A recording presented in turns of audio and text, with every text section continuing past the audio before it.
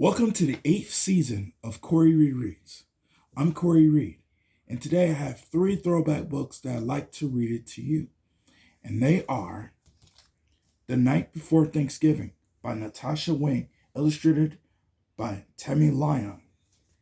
5 Little Monkeys Jumping on the Bed, retold and illustrated by Eileen Cristello. And Bam Bam Bam, written by the late Eve Merriam and illustrated by Dan Yaccarino. This first book I have been read during the previous episodes, and it's the Thanksgiving book, and it's called The Night Before Thanksgiving. This is a story about a family who had to put it in a Thanksgiving tradition. And that's what that story really means a lot to me. So let's get started with reading. Are you ready? Here we go. The Night Before Thanksgiving by NATASHA Wing, illustrated by TAMMIE LYON. 'Twas the night before Thanksgiving, and all through the nation, families got ready for the big celebration. At our house, my mom baked 3 kinds of pies: pecan, and pumpkin, and apple surprise.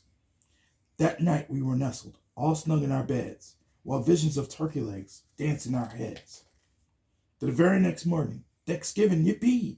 We got up and watched the parade on TV. Relatives arrived from near and far, by taxi and airplane, by train, and by car. My brother came up the basement stairs, lugging the kids' table and folding chairs. We counted and polished our best silverware, then set the 2 tables with patience and care. The turkey went in, and as more cousins came, I laughed and I shouted and called it by name. Hi, Danny. Hi, Donnie. Hi, Paula and Vicky. Hi, Casey. Hi, Kathy. Hi, Brenda and Ricky. Come in from the porch. Step into the hall. Now come and play. Come and play. Come and play all. So up to my room, my cousins, they flew. We played with my toys and computer games, too. We made pilgrim hats and fun shoe buckles, then put on a skit for aunts and uncles. All were assembled except Uncle Norm, who called us to say he was stuck in a storm.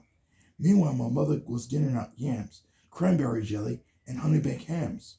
When Mom wasn't looking, we stuck olives on fingers, said there were puppets and grand opera singers. While dinner was cooking, we played dodgeball outside. Our tumblies were growling. Can we eat yet? We cried. The timers then sounded. The timer was cooked. Mom opened the oven. She sniffed and she looked. When what to our watery mouths should appear, but a marvelous bird which caused us to cheer. Its skin was so golden, the drumsticks so juicy, the stuffing was fluffy, thanks to my Aunt Lucy. That slid out the bird. It weighed 30 pounds. He turned, then he tripped over one of our hounds. Up in the air, the turkey did fly, over the string beans and straight for a pot. My brother and I made such a clatter as we leapt and caught the bird on the platter. All right, said Grandpa, get on with the carving. Can't you see that these people are starving? Dad spoke not a word, but went straight to work.